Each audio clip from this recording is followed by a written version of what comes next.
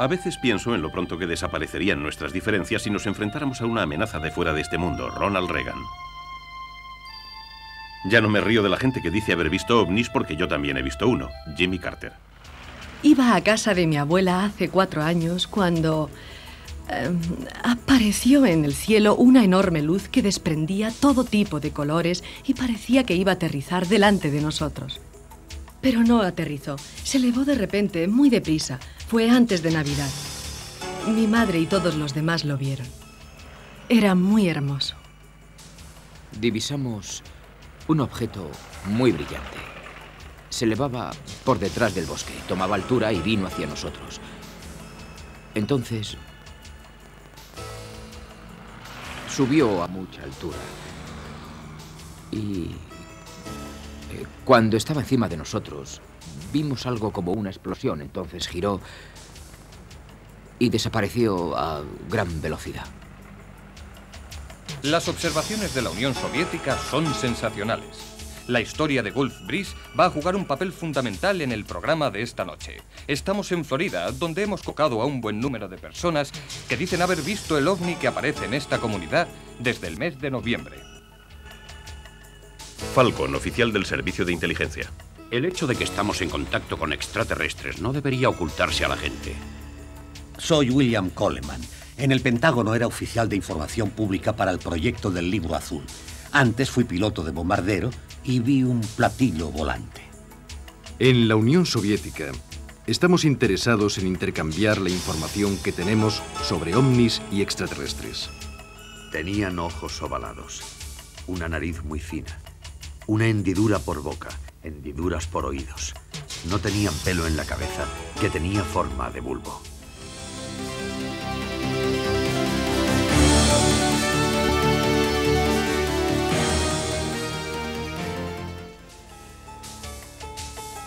Esta noche, por primera vez en la historia, hombres y mujeres de todo el mundo se acercan para compartir sus experiencias no identificados. OVNIs. El misterio continúa. Damos la bienvenida a nuestro invitado Mike Farrell.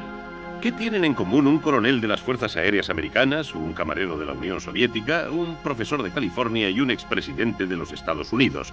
Todos ellos aseguran haber visto objetos voladores no identificados en el cielo. El tema que vamos a tratar hoy es de interés universal. Durante los próximos minutos escucharán afirmaciones y negaciones, cosas sorprendentes, quizá turbadoras, que de ser ciertas podrían tener implicaciones en nuestras vidas. Como suele ocurrir en las cuestiones complejas, de lo que se trata en el fondo no es más que de creer o no creer. Una encuesta reciente muestra que solo una tercera parte del público americano niega la existencia de objetos voladores no identificados. Los encuentros con ovnis se clasifican en 4 grupos. Tenía forma de U. No sé qué tamaño podía tener ni tampoco a qué distancia podía estar. Mi hermana y yo íbamos por la calle. Miramos hacia arriba y allí había luces. Tenía muchas luces en la parte inferior. Podíamos ver que estaba... Esta persona ha experimentado un encuentro en la primera fase. En los encuentros en la primera fase, el testigo observa un disco a la luz del día o una luz en el cielo de noche. El 14 de abril de 1984, cientos de personas en la pequeña ciudad minera de Morenci, Arizona, vieron en el cielo un enorme objeto con forma de boomerang. En los encuentros en la segunda fase hay evidencias de impresiones producidas por la nave, tierra, árboles o hierba quemados o sometidos a radiaciones. En agosto de 1979, en el norte de Minnesota, el sheriff Val Johnson vio un objeto brillantemente iluminado. Su coche se salió de la carretera y sufrió algunos daños de menor importancia. En los encuentros en la tercera fase, que Steven Spielberg hizo famosos, el testigo observa o se enfrenta directamente a los ocupantes del ovni. En los encuentros en la cuarta fase, los testigos afirman haber sido secuestrados por extraterrestres. En casi todos los casos, los secuestrados afirman haber sido examinados médicamente por los extraterrestres y devueltos por fin a casa sin poder justificar el tiempo transcurrido. Tenemos con nosotros al autor de En busca de inteligencia extraterrestre, el distinguido astrofísico Dr. Thomas McDonald. Bienvenido al programa. Hola Mike, me alegro de estar aquí. ¿Cree usted que estamos solos en el universo? Calculo que solo en nuestra propia galaxia podría haber millones de planetas que pueden tener vida tal y como la conocemos. El tamaño del universo es difícil de comprender. En esta galaxia hay varios miles de millones de estrellas. Uno de estos puntos representa una galaxia como la nuestra. Hay millones de ellas. Lo enorme de estas cifras lleva a muchos científicos como yo a deducir que tiene que haber vida en otros lugares del universo. Si hay extraterrestres y nos visitan, ¿cómo pueden llegar hasta aquí? Una posibilidad es que en el espacio se puede acelerar hasta casi alcanzar la velocidad de la luz. Con reactores de fusión se puede usar el hidrógeno y el helio que abundan en el espacio. El cohete no necesitaría combustible. Se puede incrementar la energía millones de veces más que en los cohetes tradicionales. Esto será posible en nuestra era a pesar de nuestra rudimentaria tecnología. Según científicos como Robert Forsyth, Robert Fulwer y Stanton Friedman, los viajes a las estrellas más cercanas pronto serán factibles. Gracias, Dr. McDonald. Con tantas apariciones de ovnis registradas en Estados Unidos, podríamos preguntarnos, si de verdad existen, ¿por qué no visitan la Casa Blanca? Lo hicieron el 26 de julio de 1952. Las fuerzas aéreas intentaron en vano interceptar una docena de ovnis que sobrevolaban la Casa Blanca. La rueda de prensa subsiguiente despertó el interés de la prensa como ningún otro suceso desde el fin de la guerra. Podemos afirmar que las recientes apariciones no tienen nada que ver con ninguna maniobra secreta de una agencia norteamericana. Con todos mis respetos hacia las fuerzas aéreas, se demostró que algunos son de origen interplanetario. Desde mi puesto en el Centro de Investigación y Desarrollo de los Ministerios del Aire y de la Marina, estoy familiarizado tanto con nuestros aviones como con los proyectiles teledirigidos y puedo afirmar sin reservas que el ejército no cuenta con ningún avión o misil con forma de platillo. Los titulares de prensa despertaron tanta atención que las fuerzas aéreas iniciaron una investigación oficial, el Proyecto Libro Azul. Tenemos aquí a dos coroneles retirados que participaron en esta investigación. El coronel Friend dirigió el proyecto durante 5 años y el coronel Coleman, antiguo comandante de un escuadrón de las fuerzas aéreas, portavoz del Pentágono y jefe de información. Coronel Friend, coronel Coleman, bienvenidos. Caballeros, ¿ha tenido el ejército noticia de los ovnis antes de este incidente? Durante la Segunda Guerra Mundial, nuestros pilotos vieron lo que se denominaron Gremlins y Full Fighters. Eran unas extrañas bolas de fuego que volaban junto a nuestros aviones. Teníamos miedo de que esas bolas de fuego fueran armas extranjeras que pudieran amenazar la seguridad nacional. ¿Intentaron las fuerzas aéreas dar caza a algún ovni? En el 48, uno de nuestros pilotos se estrelló al perseguir a un ovni. La noticia ocupó los titulares de todo el mundo. Creo que ese accidente apoyaba la conclusión de que los ovnis eran visitantes extraterrestres. Eso es cierto, pero las fuerzas aéreas rechazaron esa conclusión por falta de pruebas. Incluso el nombre del proyecto se cambió durante ese periodo para evitar falsas interpretaciones. Sin embargo, cuando el Libro Azul se ocupó de ello, empezamos a tener problemas. Según todas las investigaciones sobre el modo en que llevamos a cabo nuestro estudio de los ovnis, el Congreso de los Estados Unidos estaba de acuerdo con el modo en que llevábamos el asunto. Sin embargo, no nos molestó la decisión de 1969 de interrumpir el proyecto Libro Azul. De las 12.000 apariciones de ovnis, solo 700 quedaron sin explicación.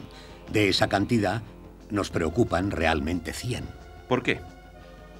Porque precisamente en estas 100 apariciones se daban dos características del fenómeno: rareza y gran credibilidad. Gran credibilidad significa que muchos testigos, como pilotos militares, vieron algo que jamás habían visto. ¿Ha visto alguna vez un ovni? Sí, en el 55, cuando era comandante de un escuadrón. Estábamos sobrevolando Alabama cuando divisamos unos objetos plateados a unos 850 kilómetros. Iban en la misma dirección. Cambié el rumbo para pasarlo y llegué a estar a 200 metros por encima, justamente encima del objeto. Entonces debió verlo usted muy bien. Desde luego. Toda la tripulación no tenía alas. Era un disco de unos 20 metros de diámetro, unos 5 de ancho en el centro. Era como un platillo volante. ¿Qué pasó luego? Realizó una maniobra asombrosa. Estaba allí y al segundo ya no estaba. Lo perseguimos y lo vimos otra vez. Volaba sobre una granja, levantando torbellinos de polvo rojo. Lo rodeamos desde detrás de los árboles, pero desapareció. ¿Informó del incidente? Escribí informes. Me prohibieron publicar la información. Años después, cuando trabajaba en el proyecto Libro Azul, busqué los informes, pero habían desaparecido. ¿De los archivos? Dice que lo vio con toda claridad. ¿No pudo haber sido un globo o una aeronave experimental? En absoluto. Tenía una tecnología mucho más avanzada que lo que yo he visto en la Tierra entonces y ahora. ¿Con esa tecnología le preocupó que ese objeto pudiera ser una amenaza para la seguridad nacional? No, una amenaza para la seguridad nacional no. Pero me incomodaba porque era capaz de realizar unas proezas que nosotros no podíamos. La aparente capacidad de estos objetos podría representar una amenaza para la seguridad nacional. ¿Qué fue del Libro Azul? No hubo libro. Se canceló en 1969 y no volverá a reanudarse. Coronel Coleman, Coronel Friend, gracias a ambos. Y hablando del tema del Libro Azul, oigamos la versión de un científico que trabaja para el gobierno. Quiere conservar el anonimato y hemos alterado su apariencia y su voz. Pero sus credenciales han sido comprobadas por el equipo de Bill Moore y Jamie Sandera. Le han dado el nombre clave de Cóndor. El proyecto Libro Azul constituyó un débil esfuerzo de las fuerzas aéreas por recoger información sobre las apariciones. Contaba con un personal mínimo de un oficial, un NCO, una secretaria y un científico. Los informes más interesantes y emocionantes que llegaron al Libro Azul eran a menudo sustraídos por topos de dentro de la organización. Se sacaban estos informes de los archivos y nunca eran devueltos. Todo el esfuerzo del Libro Azul consistía en intentar, de todas las maneras posibles, dar una explicación de las apariciones. No querían incógnitas. El Libro Azul se esforzaba en minimizar los efectos de estos informes y explicar todos los que pudiera. Y claro que funcionó. Funcionó tan bien que lo cerraron. El proyecto Libro Azul acabó con la participación de las fuerzas aéreas, de los oficiales de las fuerzas aéreas y del público en el tema OVNI. Por supuesto, sabemos que continuaron con una operación secreta después de aquello. Cuando se cerró el Libro Azul, la posición oficial en los Estados Unidos era que los ovnis no existían. Los americanos aceptaron esta opinión como un hecho, ¿o no la aceptaron? ¿Has oído eso? ¿El qué? No oigo nada. Escucha.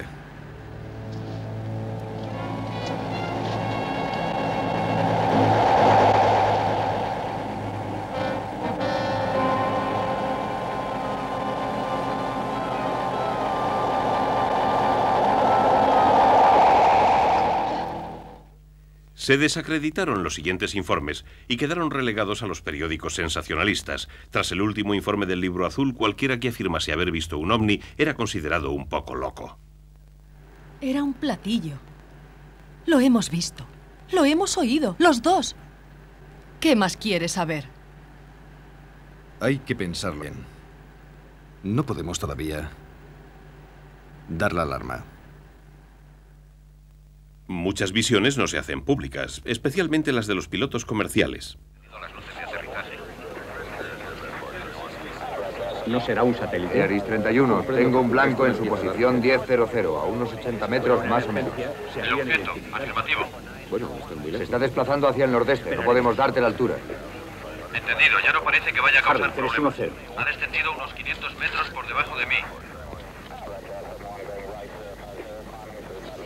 Un momento.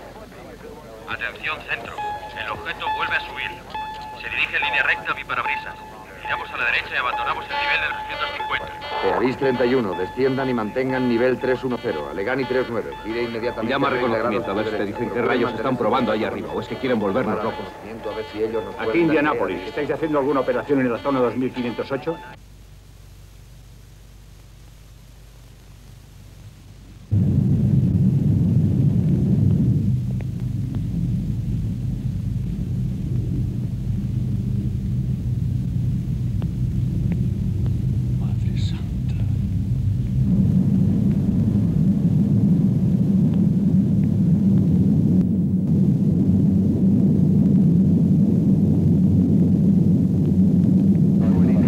Vuelo 517, ¿quieren comunicar presencia OVNI? Cambio. Negativo, no queremos comunicar. Aris 31, ¿queréis comunicar presencia ovni? Cambio. Negativo. Nosotros tampoco queremos comunicar. Aris 31, yo tampoco. Intentaré seguirle a su punto de destino. Tenemos con nosotros al Dr. Richard Haynes y al capitán Neil Daniels. El Dr. Haynes dirigió proyectos de investigación y desarrollo en el centro Ames de la NASA durante 20 años. Bienvenido, Dr. Haynes, capitán Daniels. Háblenos de las apariciones a pilotos que usted ha estudiado. Bueno, Mike, he estudiado más de 3.000 casos de pilotos de todo el mundo, incluyendo algunos que se mostraban muy escépticos, que han visto un ovni y han cambiado totalmente de opinión, arriesgando su reputación. ¿Por qué investiga solo a los pilotos? Porque los pilotos son testigos de fiar y creíbles. Su trabajo y la vida de los pasajeros dependen de ellos. Deben ser conscientes de lo que pasa en el cielo. Por desgracia, la mayoría no quiere dar su nombre. ¿Sí? ¿Por qué? Creo que por miedo al ridículo o aún peor, miedo a perder el trabajo. ¿Ninguna compañía quiere promocionarse diciendo viaje con nosotros y vea un ovni? Sería un negocio. Afortunadamente tenemos aquí a un piloto con valor suficiente para compartir sus experiencias. El capitán Daniels voló 35 años para United Airlines. Capitán, gracias por estar aquí. Háblenos de su experiencia con un ovni. Pilotaba un vuelo de San Francisco a Boston el 12 de marzo de 1977 a una altitud de unos 12.000 metros cuando me di cuenta de que había una luz blanca y cegadora a la izquierda del DC-10. Calculé que estaba a unos 1.000 metros. No sé, el objeto podía tener más de 100 metros de diámetro, pero no aparecía en el radar. ¿Puede decir lo que era? No.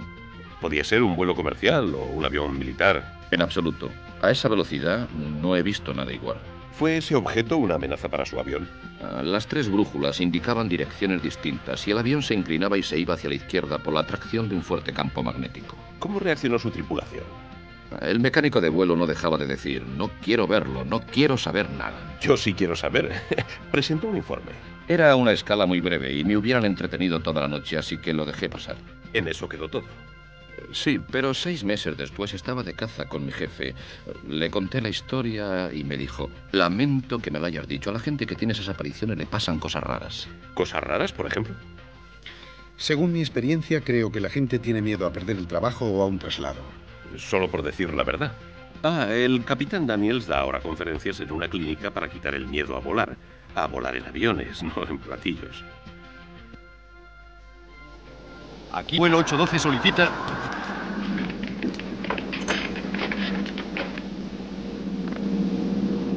¿Qué es eso? Burbank Torre a vuelo 812. ¿Tienes problemas? ¿Problemas? Míralo tú misma. ¿Qué es eso? No es de este mundo. Gracias a la Ley de Libertad de Información, tenemos un informe de Irán. El 18 de septiembre de 1976, las Fuerzas Aéreas Imperiales iraníes informaban de la existencia de objetos voladores tan brillantes que iluminaban la Tierra.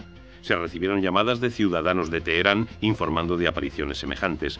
También las recogieron la red de control y el radar de tierra. El Servicio de Inteligencia Militar estadounidense envió informes a la Agencia de Inteligencia de la Defensa, pero la DIA no hizo nada con esos informes. Guatemala, América Central. Todo estaba preparado para rodar el anuncio de un coche. De repente el cámara se distrajo con unas luces en el cielo. Y ahora, desde Manitoba, Canadá, el testimonio de un testigo ocular, el señor Robert Barry, investigador independiente de York, Pensilvania. Bob, háblanos de la aparición de Winnipeg, Manitoba. Vamos a ver ahora cómo el ovni cruza la pantalla 3 veces a velocidad normal. Después veremos el mismo movimiento a cámara muy lenta, a un 1/40 de la velocidad normal, y otras imágenes del mismo objeto de las que fue testigo toda la ciudad de Carman, Manitoba, que se asomó a ver el increíble espectáculo. Al verlo a cámara lenta, observen cómo salta el ovni del lado derecho de la pantalla a la parte alta, iluminando además todo el cielo. Se calcula que el ovni viajaba a una velocidad superior a los 50.000 kilómetros por hora. Ahora, vía satélite desde Moscú, por primera vez en la historia de la televisión, un ovni Glassnode. Demos la bienvenida a nuestro corresponsal en la agencia TASS, un experto en estos temas que ha estudiado muchos encuentros con ovnis en la Unión Soviética, el señor Sergei Bulantzov. Díganos, ¿cuáles son los informes más recientes de ovnis en la Unión Soviética?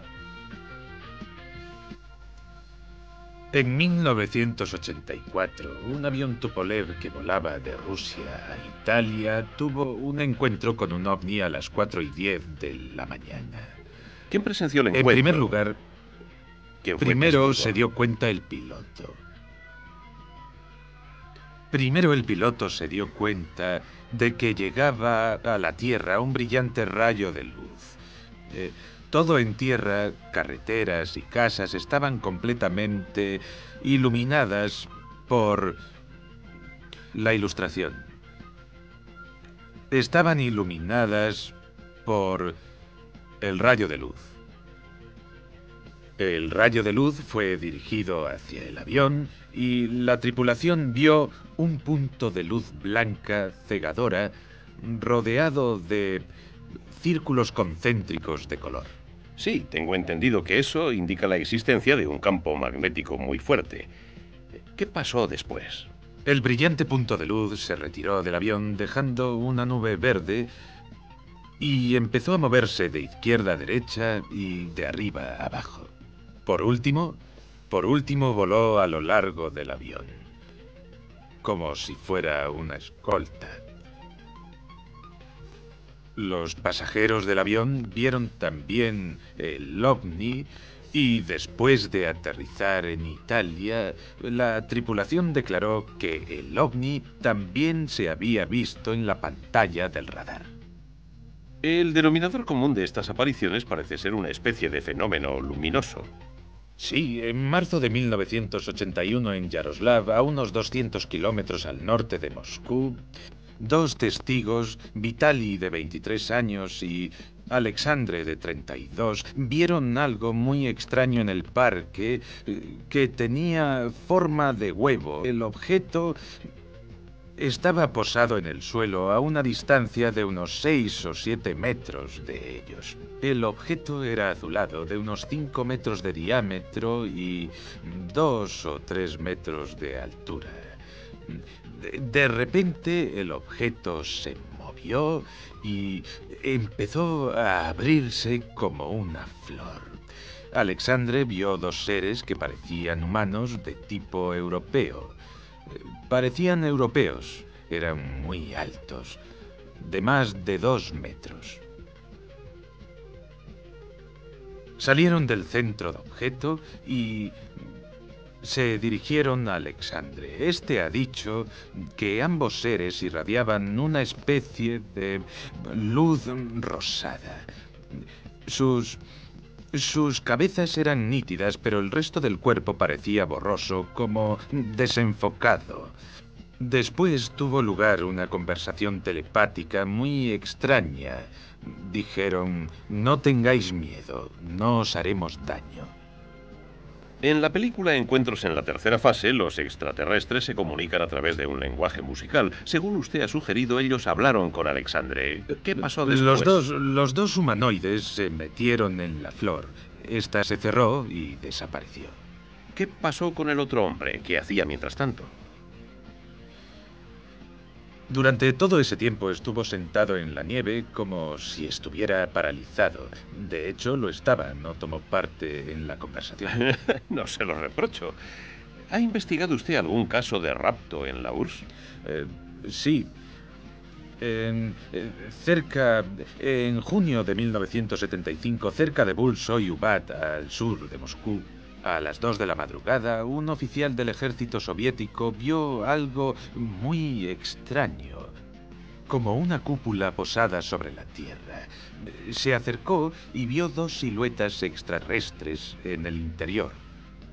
Cuando se acercó, sintió algo así como un muro invisible y perdió el conocimiento. Cuando se recuperó, vio un aparato extraterrestre que se alejaba de allí y sintió como si hubieran pasado 15 minutos, pero cuando miró al reloj, comprobó, asombrado, que había pasado 1 hora. Después, tuvo el mismo sueño una y otra vez. Volaba sobre la pista de aterrizaje del ovni. piensa que fue raptado. Se parece mucho a las historias de raptos que se han dado en los Estados Unidos. Tengo entendido que tiene algunas fotos para mostrarnos. Sí, claro. Esta se tomó en Bulgaria, cerca de Stara Zagora. En julio de 1978, un matrimonio estaba tomando el té en su casa de campo cuando vieron este objeto flotando en el aire. Y otro ovni, este ovni fue visto en Murmansk, cerca de la frontera con Finlandia. Esta fotografía fue tomada por la milicia. Gracias, Sergei. Ahora se encuentra entre nosotros Leonard Nikishin, secretario científico del Grupo de Inteligencia Extraterrestre de la Academia de Ciencias de la URSS. Señor Nikishin, tengo entendido que usted cuenta con miles de informes de apariciones de ovnis en la Unión Soviética. Sí. La mayoría de ellos fueron explicados luego como hechos naturales. Pero algunos eran misteriosos e inexplicables. Creo que estas son pruebas extraterrestres, sin vida tal y como la conocemos. Pruebas sin tripulación. ¿Hubo alguna reacción oficial de la Unión Soviética ante los ovnis? Últimamente, la mayoría de los científicos los niegan. Pero ahora la situación está cambiando. Hace algunos años formamos un grupo que contaba con muchos investigadores, científicos, cosmonautas, técnicos, escritores, periodistas y todo eso. Publicamos un anuncio en varios periódicos soviéticos pidiendo que cualquiera que hubiera tenido alguna experiencia con un ovni se pusiera en contacto con nosotros. Muy bien. Personalmente, estoy seguro de que acabaremos conociendo a los extraterrestres algún día. Puede que antes de lo que pensamos. Gracias, señor. Sergei Bulantsev, Leonard Nikishin, gracias por lo que han hecho hasta ahora. Volveremos a hablar con ustedes. En los años 50, América tuvo el sarampión de los ovnis, aunque a veces a las apariciones seguían las bromas. Los bromistas se dedicaban a trucar negativos, a cortar y pegar fotos, hasta tiraban sartenes ante la cámara o fotografiaban tapacubos colgados del aire. Está claro que buscaban publicidad. George Adamski afirmaba haber tenido contacto directo con extraterrestres rubios que le llevaron a la Luna y a Venus, donde dijo haber tomado estas fotografías. Después se produjo el incidente Barker en un pequeño aeropuerto al oeste de Virginia, donde se tomaron estas imágenes. Se le llamó el platillo volante del arroyo perdido. Mucha gente creyó que lo que se ve volando es un ovni. Juzguen ustedes mismos. En los años 60 y 70 hubo grupos de gente que construyeron vehículos con forma de platillos e intentaron hacerlos volar. Hace unos 10 años comenzó la que ha sido la broma más elaborada de todas. Un granjero suizo afirmó haber tenido contacto directo con un grupo extraterrestre de la constelación de las Pléyades. Mayer hizo fotografías de lo que él llamó naves irradiantes y de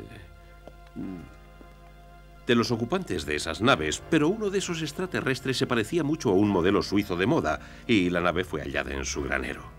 Las naves de Billy Mayer pueden haber sido un engaño, pero hay miles de apariciones de ovnis que no pueden explicarse tan fácilmente. Para hablar con nosotros han venido desde Nueva York Robert Persualdi, un ejecutivo de informática, y su esposa Lori. Me alegro de que estén aquí. Gracias, nosotros también. Cuéntenos lo que le pasó hace 4 años. Mucha gente que vive en nuestra zona, en Brewster, Nueva York, dijo haber visto ovnis. Recibimos más de 9.000 informes iguales. Objetos con forma de boomerang que flotaban en el aire sin hacer ruido, aproximadamente de unos 50 metros de punta a punta. Cuando lo divisamos, tenía mi cámara de vídeo y grabamos lo que ahora van a ver. Creo que los comentarios que hace son muy interesantes. Veámoslo ya. Dios mío. ¿Qué te parece? No sé. Yo creo que eso tiene que ser... Voy a decirte algo, cariño. No sé qué demonios era esto. Díganme, ¿qué efecto ha tenido esta aparición en sus vidas? Bueno, nos hicimos muy famosos. Eso no está mal, ¿eh? No. Rosemary Asnado, diseñadora gráfica, vive en un pueblo al este de Nueva York. Rosemary sufrió una rotura de rótula el año pasado y se está recuperando de la lesión. Al-Hassim vive en el Bronx con su mujer y su hija de 11 años y trabaja para una compañía telefónica en Manhattan en el turno de tarde. En su tiempo libre le gusta tocar la guitarra y componer canciones. Lisa Salviano, de Lake Hiawatha, New Jersey, tiene 24 años, está casada y embarazada de su primer hijo. Trabaja de secretaria en Morristown, New Jersey. Estas 3 personas, sin ninguna relación entre sí, compartieron una experiencia extraordinaria. Bajo la guía de una psiquiatra, la doctora Remo Leibow, han podido liberar recuerdos enterrados profundamente. Mediante la hipnosis, los sujetos alcanzan un estado en el que pueden evocar estos recuerdos perturbadores. Retroceden hasta revivir la experiencia en su tiempo real, a menudo muy emotivamente. Vuelven a experimentar lo que vivieron la primera vez, aunque sucediera hace meses o incluso años. Observen, vamos a ofrecerles fragmentos de las sesiones de hipnosis.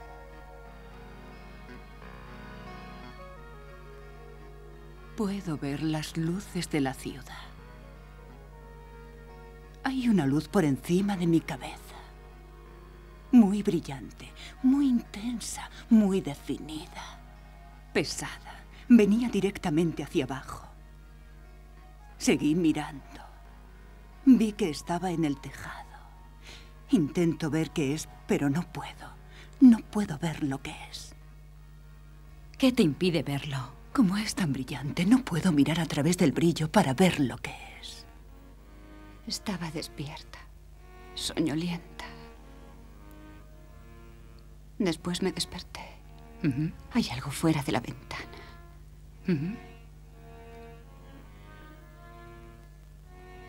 Quería que me levantara, quería que saliera.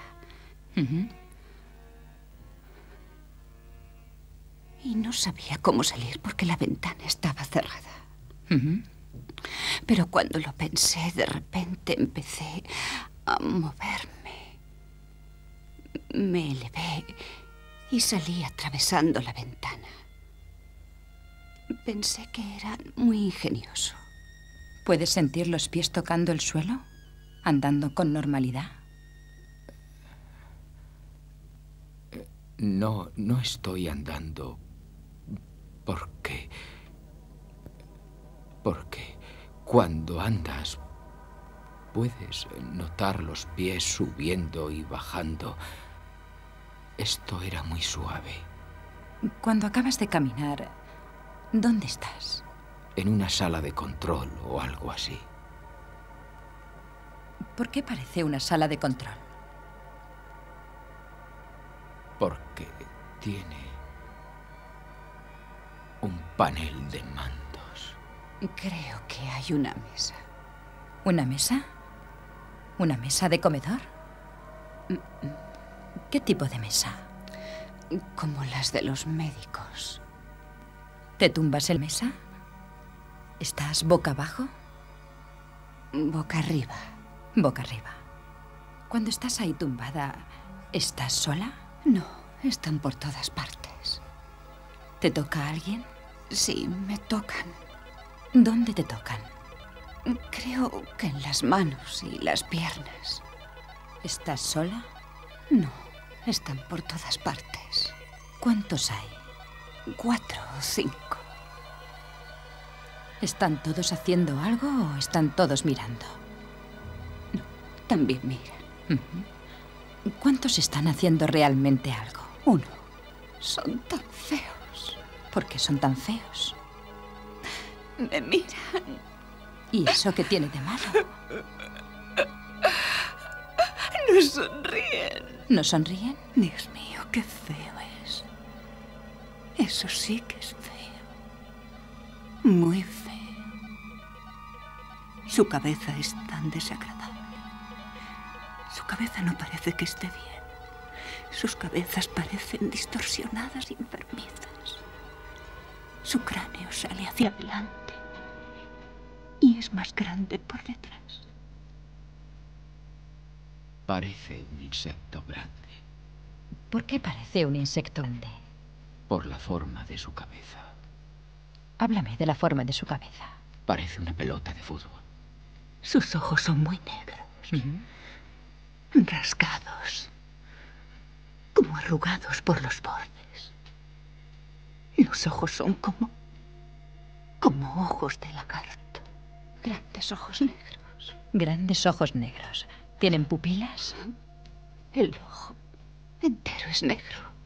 ¿De qué color tiene los ojos? Eran rosa. Tenemos con nosotros a la famosa psiquiatra, doctora Leibow, y al investigador y popular escritor Bud Hopkins. Doctor Leibow, Bud es autor de 2 libros, Intrusos y Tiempo Perdido, un estudio sobre secuestros extraterrestres. Gracias a los dos por venir aquí. Usted ha estudiado a personas raptadas por ovnis que han revivido la experiencia gracias a la hipnosis. Los psiquiatras estamos preparados para reconocer los traumas emocionales y tratarlos, no para evaluar si hay extraterrestres. Muchos de estos pacientes son personas en su sano juicio que solo tienen en común la creencia de que han sido raptados y están asustados por lo que les pasó. No quieren fama, dinero o publicidad. Solo quieren liberarse de recuerdos ocultos y dolorosos. Los escépticos cuestionan el uso de la hipnosis, pero un examen cuidadoso del material demuestra su utilidad en estas situaciones traumáticas. También dicen que las afirmaciones de casos de rapto son fruto de unas vidas fantásticas. Si fuera así, los informes serían tan variados como los sueños de las personas. Pero hallamos semejanzas asombrosas en casos de todo tipo de gentes, de todo tipo de vidas. Un trastorno postraumático así no se da a no ser que haya habido trauma externo, como el que experimentan algunos veteranos del Vietnam o víctimas de asaltos o violaciones. Pero muchos secuestrados muestran sentimientos serios de impotencia y violación. Con un tratamiento adecuado, estos síntomas pueden mitigarse. Bud Hopkins, ¿hay que hipnotizar a todos los que dicen haber sido secuestrados? No es en absoluto necesario. En un 25% de los casos no hay pérdida de memoria. En el otro 75% el daño parece haber sucedido porque sus secuestradores les pusieron en un estado de trance. Entonces, un contratrance sirve de ayuda para conseguir que recuerden la experiencia. ¿Qué hace que estos informes sean verosímiles? Principalmente las características comunes, recuerdos similares que he reunido en todo el mundo, en todos los continentes. He estudiado cientos de casos en que la gente se da cuenta del lapso de tiempo que no pueden recordar. Tienen miedo, terror, a veces de un sitio que recuerdan. Hay luces extrañas que describen de modo similar, y también la nave, el interior de la nave. Las descripciones de los ocupantes son extraordinariamente similares. También describen los procedimientos médicos, más o menos del mismo modo. Y lo más interesante y lo más triste quizás es que los raptores no se interesan por comunicarse con nuestras mentes, sino por el estado físico de nuestros cuerpos. Gracias, señor Hopkins y doctora Leibow.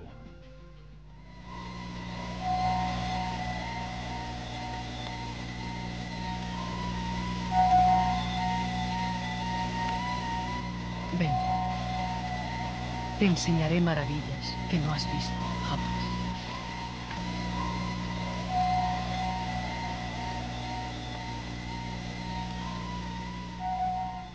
Una de las historias más intrigantes sucedió en julio del 47 en Nuevo México. Tenemos aquí a Bill Burr, coautor del libro El incidente Roswell, y al físico nuclear Stanton Friedman. Ambos han estudiado a fondo este caso. Gracias por venir. Bill, ¿cuánta gente fue testigo de este caso? Tenemos testimonios directos de unas 100 personas. Uno de los más importantes es el de Bill Brassel. El padre de Brassel era el encargado de la tierra donde tuvo lugar el incidente. Al parecer, un ovni resultó atrapado por una fuerte tormenta. Al día siguiente, el padre de Brassel fue a caballo a revisar los daños en la finca cuando se encontró los restos de una nave esparcidos por toda la zona. Los cuerpos fueron hallados a un par de kilómetros del lugar del accidente. Espere un momento. ¿Cuerpos? Cuerpos de extraterrestres llamados entidades biológicas extraterrestres, EBE si lo prefiere. Los informes dicen que tenían aspecto de pequeños humanoides con grandes cabezas calvas y una vestimenta parecida a la piel de una pieza.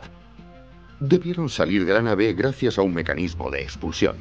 Las fuerzas aéreas recogieron los cuerpos y se los llevaron para hacerles la autopsia. Bueno, hablamos de autopsias, de EBS. Es una información bastante inquietante. ¿Cuáles son los hechos?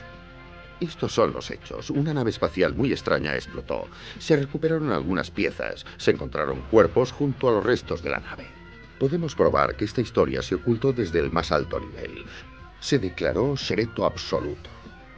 Los platillos volantes existen y punto. La primera persona que las fuerzas aéreas enviaron para investigar la zona del choque fue el comandante Jesse Marcel. Tenemos hoy aquí a su hijo, el doctor Jesse Marcel, que tenía 12 años entonces y no ha olvidado el incidente. Bienvenido, doctor Marcel. Encantado de tenerle con nosotros. Hola. Encantado. Encantado. Doctor, háblenos de la noche en que su padre volvió de la zona del impacto. Mi padre volvió a casa con el coche cargado de restos tras investigar el accidente. Metió el material en casa, donde él, mi madre y yo le echamos un primer vistazo. Había chapa, como planchas de aleación. Eran metálicas y parecían de una nave, pero nunca habíamos visto algo así. También había un hierro de medio metro de largo y de unos 4 centímetros de ancho. La parte inferior tenía grabados símbolos jeroglíficos como los egipcios, según recuerdo. ¿Qué explicación dieron las Fuerzas Armadas? Que procedían de un globo meteorológico que se había estrellado. ¿Creía su padre que era un globo? Todo menos eso. Creo que sospechaba que estaban intentando ocultar algo verdaderamente grave. ¿Y qué pasó con todos esos restos? Los restos que se llevaron no los volvimos a ver. ¿Se los llevaron de su casa? A Carswell, una base de las Fuerzas Aéreas en Texas. Doctor Marcel, usted examinó aquel material y ha tenido tiempo para pensar en ello. ¿Cómo se pronuncia respecto al incidente Roswell? Tuve el material en mi mano. No era de esta tierra. O de este universo. Eso es lo que yo pienso. No estamos solos. Muchas gracias. Si esta historia es verdad, tendremos que ver el papel del gobierno en el asunto de los ovnis. Puede que el gobierno tenga la respuesta desde hace 40 años. Las fuerzas aéreas han jugado un papel fundamental en la actitud de América hacia los ovnis. Veamos otro testimonio de cómo han tratado estos fenómenos. Tenemos aquí al autor y realizador Robert M. Neger y al antiguo encargado de seguridad y jefe del programa audiovisual de la base aérea de Norton, Paul Shartle. Caballeros, señor M. Neger, ¿cómo entró en el tema de los ovnis? Fue en el 73, cuando era vicepresidente de la agencia de publicidad Gray. Fui a la base aérea de Norton para explorar temas para programas especiales de televisión relacionados con el Ministerio de Defensa. Hablábamos de varios temas y surgió el de los ovnis. Paul nos habló de una película sobre el aterrizaje de naves extraterrestres en la base de las Fuerzas Aéreas de Holliman unos 3 años antes. ¿Qué vio, señor Shartle? Imágenes de 3 naves con forma de platillo. Una aterrizó y las otras se marcharon. ¿Por qué aterrizó? Parecía tener problemas porque se tambaleó mientras descendía. Aterrizó sobre 3 patas. Se abrió una puerta corredera, se extendió una rampa y salieron 3 extraterrestres. ¿Y qué aspecto tenían? Eran del mismo tamaño que el hombre. Tenían una extraña tez gris y una nariz pronunciada. Vestían monos ajustados y unos gorros que parecían ser dispositivos de comunicación. En las manos llevaban un traductor. Eso me dijeron. El comandante y otros oficiales se encontraron con ellos. Señor Shartle, ¿qué le dijeron sus superiores? Me dijeron que eran imágenes trucadas para hacer una película de formación. Parece plausible, ¿no? Si eran imágenes trucadas, ¿por qué no tenía yo una copia? Por mi trabajo tenía que tener copias de todas las compras audiovisuales. ¿Hay alguna otra razón por la que crea que no eran imágenes trucadas? Era demasiado real. La gente que lo filmaba era personal de las Fuerzas Aéreas. El día que lo filmaron, estábamos rodando unas pruebas de aceleración. Una de las apariciones más llamativas de los últimos años tuvo lugar en Gulf Breeze, Florida, donde más de 100 personas vieron un ovni. ¡Hola, Gulf Breeze! ¡Hola, Mike Farrell! ¿Qué pasó ahí? ¿Sucedió algo de verdad o nos estáis gastando una broma? Dwayne Cook es director del Centinela de Gulf Breeze. Donald Ware es un estudioso del tema ovni que afirma conocer 153 testigos de primera mano que han visto el objeto. Jerry Brown es el jefe de policía de Gulf Breeze. Usted fue oficial de las Fuerzas Aéreas y está convencido de que algo extraterrestre ha estado apareciendo en el cielo de Gulf Breeze. ¿Qué le ha convencido? Mike, una pareja tuvo 22 encuentros, incluyendo 18 sesiones fotográficas en un periodo de 5 meses y medio. Y muchos testigos independientes y de confianza también afirmaron haber visto los mismos objetos fotografiados.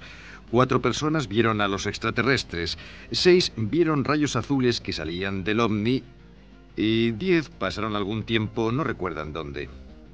Jefe Brown, creo que usted no está convencido. No, señor, no lo estoy. Nosotros estamos en uno de los espacios aéreos con más tráfico del país. Y no es que diga que toda esta gente de aquí miente o no dice la verdad. Creo firmemente que han visto algo, porque en cualquier momento y en cualquier sitio hay luces y cosas que puedes ver. Lo que no creo es lo que los periódicos locales y la televisión han dicho sobre un platillo volante con seres de otro planeta. Simplemente no lo creo. Bien, Dwayne creo que puede decir que es el responsable de todo esto. Su periódico ha apoyado la historia de Ed para consternación de muchos de sus vecinos. Imagino que se puede decir que nosotros lo hemos provocado, pero no puedo decir que tenga conciencia de que haya tanta consternación. La mayoría de la gente de Gulf Breeze cree en las fotos de Ed y en su historia, y cree también en los más de 100 testigos que lo han visto. Muchos de ellos están aquí esta noche. Nuestro corresponsal Curtis en Pensacola ha seguido la historia del ovni de Gulf Breeze desde el principio. ¿Qué piensas de todo esto? Es la historia de los testigos. Charlie Summerby y su esposa vieron este objeto en noviembre. Charlie, dinos qué viste. Fue justo después de la puesta de sol sobre East Bay. Vimos aquel objeto. Tenía un color gris azulado y desprendía luz por las ventanillas. Y lo verdaderamente asombroso era que no hacía ruido. Jesse y Alice Bertrand. Jesse es el más joven de la reunión. Estaba jugando con un amigo. ¿Qué viste? Trepábamos a un árbol y vimos una cosa negruzca que se movía y que desapareció. Corrimos detrás del colegio y entonces lo vimos otra vez y desapareció. Señora Bertram, ¿qué hizo usted? ¿Creyó a los chicos cuando le dijeron esto? No, soy bastante escéptica, pero les hice sentarse a la mesa y que me dibujaran lo que vieron, y los dibujos eran idénticos y se correspondían con el del periódico. Una de las apariciones más interesantes nos la cuenta Jeff Thompson. Jeff, cuéntenos lo que vio la mañana del 11 de noviembre a la luz del día. Fue el 11 de noviembre a las 8:10 de la mañana. Un ovni se situó a unos 100 metros de mí, a la altura de un árbol. Vi que 2 aviones militares le seguían a unos 3 kilómetros. El ovni se colocó en un ángulo de 45 grados, esperó a que los aviones se acercaran y disparó instantáneamente. ¿Qué pasó con los aviones? ¿Está seguro de que eran aviones militares? Sí, eran aviones militares. Estoy seguro de que lo eran porque por aquí solo tenemos aviones de entrenamiento rojos y blancos. Los aviones militares giraron en la bahía y se perdieron de vista. Esto puede ser solo la punta del iceberg. ¿Cuánta gente hay aquí que haya visto un ovni? Levanten la mano, por favor. Bueno, aquí lo tiene Washington. Muy bien, sigan en contacto porque les resultará muy interesante lo que sigue. Antes hemos hablado con Bill Moore. Tenemos ahora también a James Sandera, productor y director de televisión. Ambos empezaron a mantener contactos con agentes del gobierno hace 6 años para reunir información sobre los programas gubernamentales referentes a los ovnis. Bienvenidos. Bill, dinos, ¿cómo te metiste en esto? Recibí una llamada telefónica después de un programa de radio. El que llamaba me dijo: eres la única persona a la que hemos oído hablar de este tema y que parece que sabe lo que dice. Me convenció de que era agente del servicio de inteligencia y me dijo que quería empezar a dar información al público sobre los ovnis. El hombre del que habla Bill es Falcon, a quien hemos visto en la sombra para proteger su identidad. Cierto. No podía abarcarlo yo solo. El material que me pasaba Falcon era asombroso, así que uní mis fuerzas con James. Nos unimos en junio del 82 y Falcon nos habló del MJ-12. MJ-12 funciona como un grupo que crea una táctica en relación a actividades y contactos extraterrestres y actividades de los ovnis dentro de los Estados Unidos. Ellos crean la táctica, obtienen la aprobación del presidente y ponen en práctica esas tácticas. ¿Cómo recibió usted el documento? Me llegó en un sobre normal. Contenía la orden del presidente Truman de entregar al presidente Eisenhower el documento MJ-12 con la información del accidente del 47 en Roswell, Nuevo México, y la recogida de cuerpos extraterrestres. Después siguieron postales enviadas desde Nueva Zelanda con adivinanzas. Sí, los acertijos eran claves. Por ejemplo, para una mirada elegante, tiendas y tierra. Esto nos llevó al Depósito Nacional de Maryland, donde descubrimos la existencia de documentos de alto secreto y presentamos una solicitud de información que nos llevó al documento Cutler Twinning. Todas nuestras reuniones con Falcon fueron secretas. Esperen, adivinanzas, postales, reuniones secretas, palabras clave. ¿No sospecharon que alguien les tomaba el pelo? Siempre buscábamos el engaño, pero en cada clave había hechos verificables. ¿Pudieron comprobar el MJ-12? Comprobar el MJ-12 fue difícil, porque no encontramos ninguna agencia gubernamental que admitiera públicamente que conocía la existencia del MJ-12. Y sin comprobarlo, ¿cómo siguieron adelante? Cientos de horas de investigación trabajando con expertos para validar el documento. Y lo más importante, los contactos aumentaron. Falcon y 9 agentes más. ¿Por qué les creen? Porque hemos hablado con ellos, hemos comprobado sus credenciales y está claro que ocupan puestos en los que manejan mucha información. Falcon, por ejemplo, tiene acceso a la infraestructura del MJ-12. ¿Por qué no oímos sus palabras? MJ-12 estaba formado por un grupo de gente del gobierno. Fue creado por el presidente Truman a comienzos de los 50 y su trabajo consistía en investigar y poner al día la información referente a los ovnis. Parte de su tarea era que la ciencia avanzara, pero el objetivo primario era estar al corriente de la información que llegara sobre los ovnis y analizarla tanto científica como tecnológicamente. Hay personas del gobierno que están informadas de la existencia de las actividades del MJ-12. Estas personas son el presidente y el vicepresidente, el director de la CIA y el director de la Agencia de Seguridad Nacional. El MJ-12 tiene su sede en el Observatorio Naval de Washington. La Marina de los Estados Unidos tiene la principal responsabilidad de las actividades de campo relacionadas con las tácticas del MJ-12.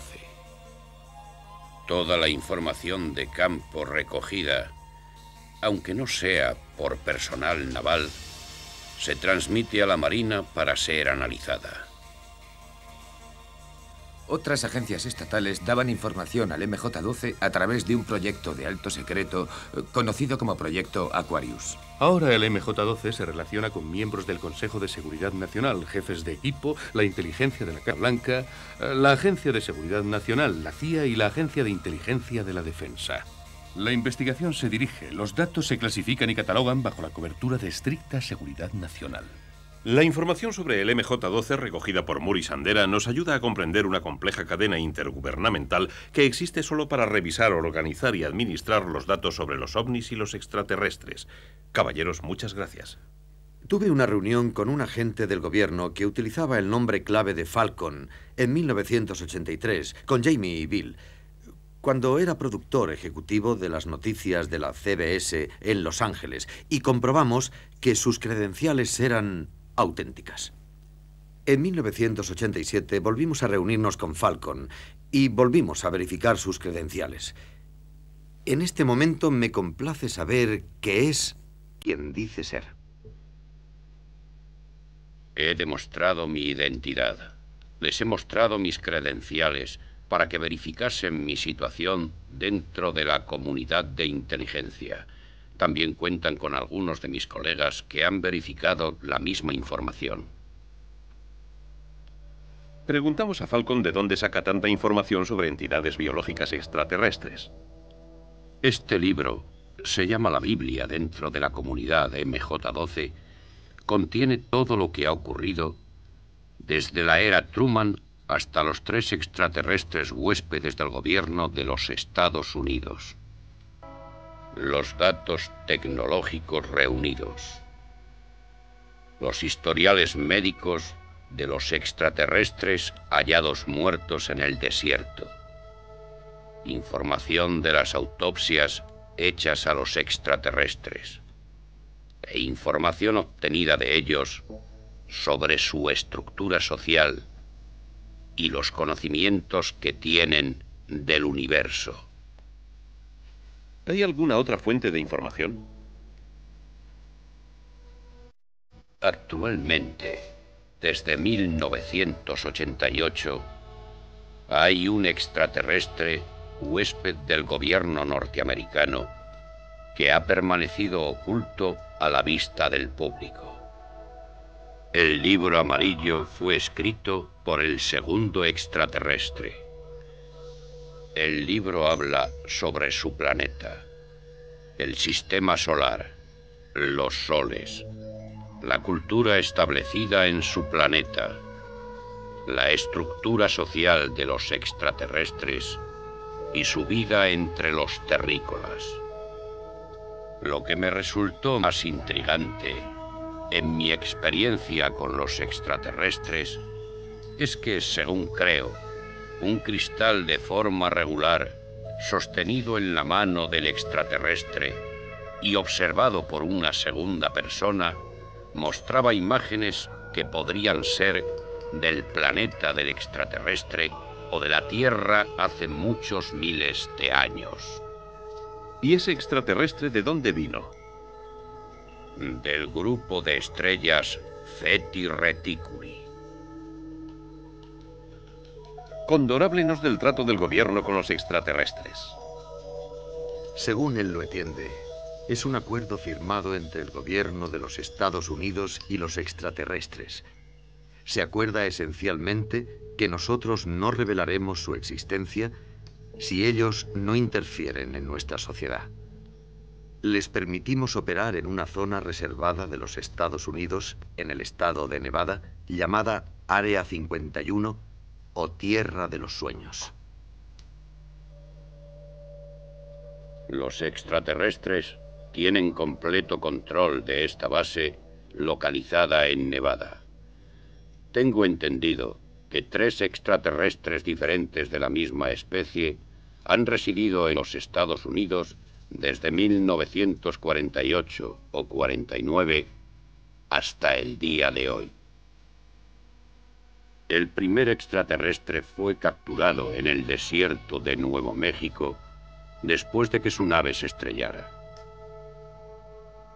El extraterrestre, a quien el gobierno dio el nombre de EBE, fue mantenido en cautividad durante 3 años. Obtuvimos mucha información sobre los extraterrestres, su cultura, su raza, sus naves espaciales. El segundo extraterrestre formó parte de un programa de intercambio. No recuerdo en qué año nos visitó. El tercero también pertenecía a un programa de intercambio y ha sido huésped del gobierno de los Estados Unidos desde 1982. Le preguntamos cómo era un EBE normal. Una criatura de 1,20 m o 30 centímetros de altura. Sus ojos son extremadamente grandes, casi como los de los insectos. Tienen un par de párpados internos diferentes. Los días en su planeta son muy luminosos, probablemente 2 o 3 veces más que el nuestro. Solo tienen 2 aberturas donde estaría la nariz y una pequeña boca. No tienen dientes. Tienen solo una especie de encías duras. Sus órganos internos son bastante simples. Tienen un órgano que hace las veces de nuestro corazón y pulmones. Su aparato digestivo es muy simple. Su piel es extremadamente elástica y dura. Probablemente ha sido endurecida por su sol. En cuanto a los otros órganos, su cerebro es más complejo que el nuestro. Tiene varios lóbulos diferentes a los nuestros. Sus ojos son...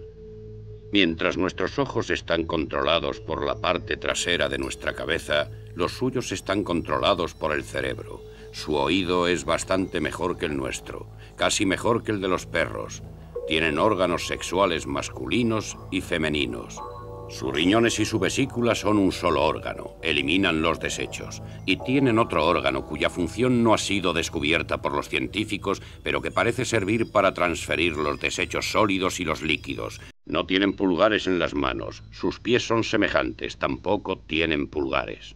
Hay tantas preguntas. ¿Son seres superiores? ¿Qué nivel de inteligencia tienen? ¿Cuánto dura su vida? Aproximadamente de 350 a 400 años terrestres. Creo que los extraterrestres tienen un cociente intelectual superior a 200. Tienen una religión, pero es una religión universal. Creen en el universo como ser supremo. Les gusta la música, todo tipo de música, especialmente la música tibetana antigua.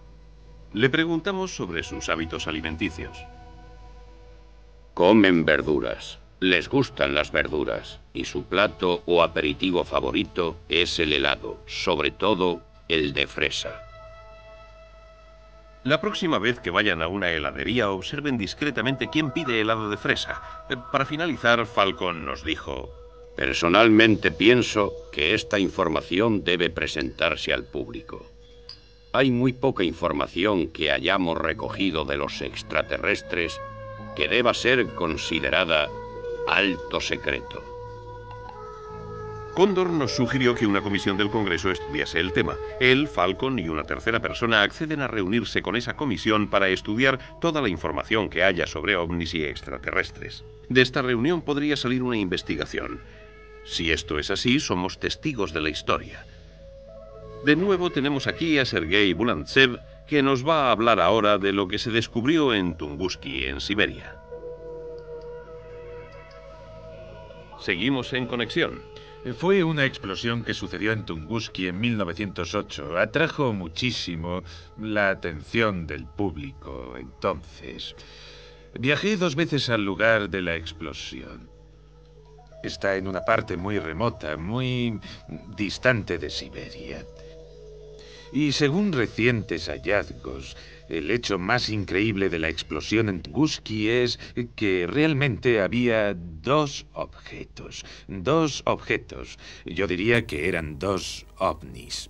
El primero fue visto por la mañana temprano, aproximadamente a las 8, sí, a las 8. Y explotó justamente sobre el bosque de Tunguski. Y el segundo fue visto por la tarde. Da la impresión de que el segundo iba en busca del primero. Mike, a propósito, ¿por qué no enviar una expedición mixta al lugar de la explosión? Creo que es una idea fantástica, Sergei. Estoy seguro de que mucha gente se apuntaría. Ya hablaremos. Estamos deseando recibir el informe final de la última expedición a Siberia. Gracias por las noticias y gracias por abrir un nuevo canal de comunicación entre Estados Unidos y la Unión Soviética.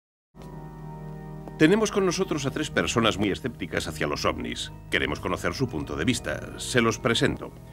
David Williamson, miembro del personal de la NASA desde hace 30 años y bien conocido por ser la persona clave en el tema de los ovnis en ese organismo.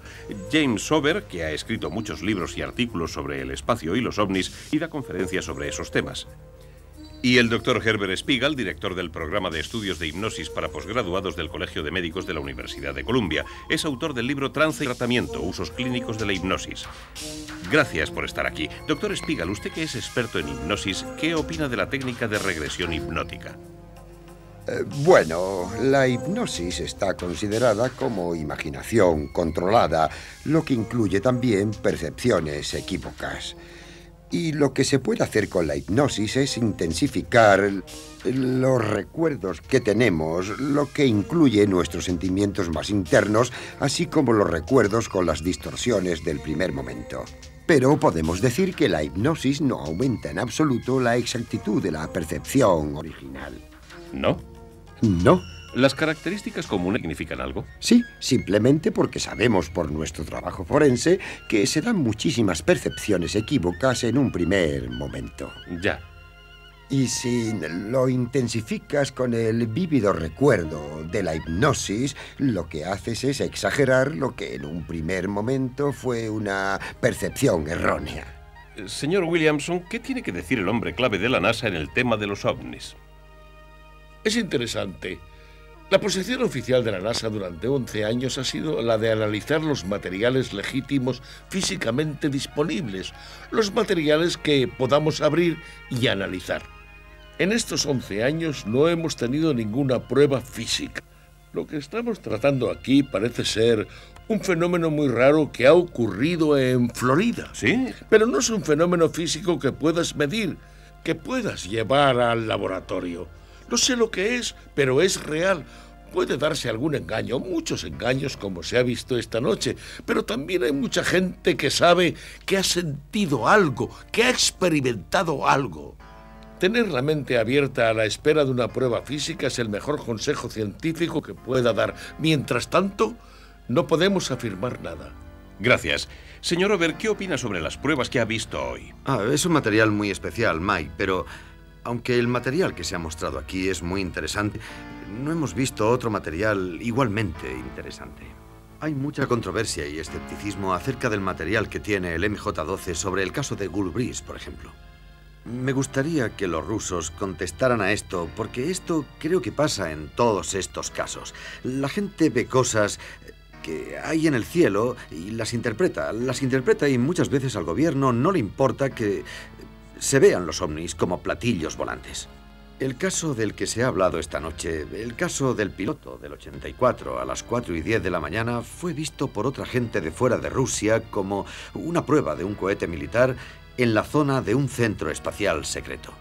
Esto ha pasado muchas veces en la Unión Soviética. Publican informes de la Academia de las Ciencias diciendo que las cosas que la gente ve